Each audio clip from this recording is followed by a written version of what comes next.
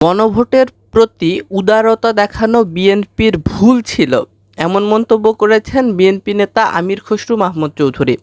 আমির খসরু মাহমুদ চৌধুরী সাবেক মন্ত্রী, সাবেক সংসদ সদস্য এবং বিএনপির সর্বোচ্চ নীতি নির্ধারণী ফোরাম জাতীয় স্থায়ী কমিটির অন্যতম প্রভাবশালী নেতা।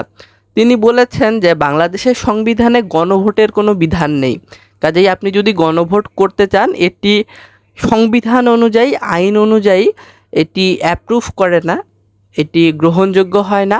এরপরও বিএনপি উদার হয়েছে, উদারতা দেখিয়ে গণভোট করার যে একটা দাবি ছিল সেই দাবির প্রতি সম্মান জানিয়েছে।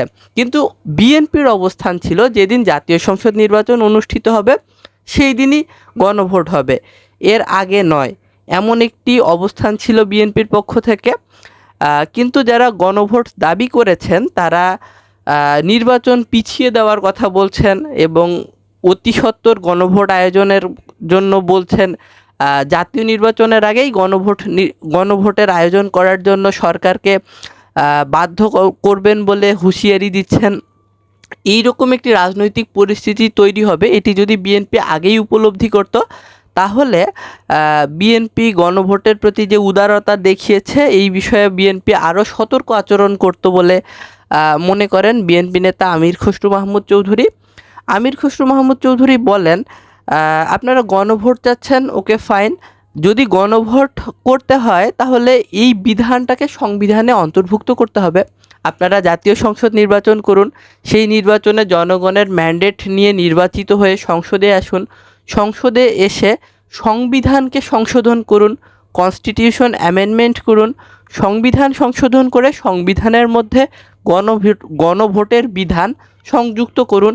এরপরে যে বিষয়ের উপরে আপনারা গণভোট চাচ্ছেন সেই বিষয়ের নিয়ে গণভোট করুন। কিন্তু বাংলাদেশ তো একটি সংবিধান দ্বারা পরিচালিত হয়, একটি বিধিবিধান দ্বারা, নিয়ম দ্বারা, আইন দ্বারা পরিচালিত হয়। সেই আইনটাই, সেই বিধানটাই তো সংবিধান। যেহেতু বাংলাদেশ সংবিধানে গণভোটের কোনো বিধান নাই, গণভোটের কোনো প্রভিশন নাই এবং সংবিধান অনুযায়ী, আইন অনুযায়ী যেহেতু গণভোট সিদ্ধ নয়, কাজেই গণভোট যদি করতে হয় তাহলে বিএনপি যে উদারতা দেখিয়েছে, সেই উদারতার ফলে আজ একটি রাজনৈতিক অস্থিরতা তৈরি হয়েছে বা রাজনৈতিক বিভেদ বাংলাদেশের রাজনৈতিক অঙ্গনে তৈরি হয়েছে এবং এমন উদারতা বিএনপির দেখানো সঠিক হয়নি বলে মনে করেন এই প্রভাবশালী বিএনপি নেতা।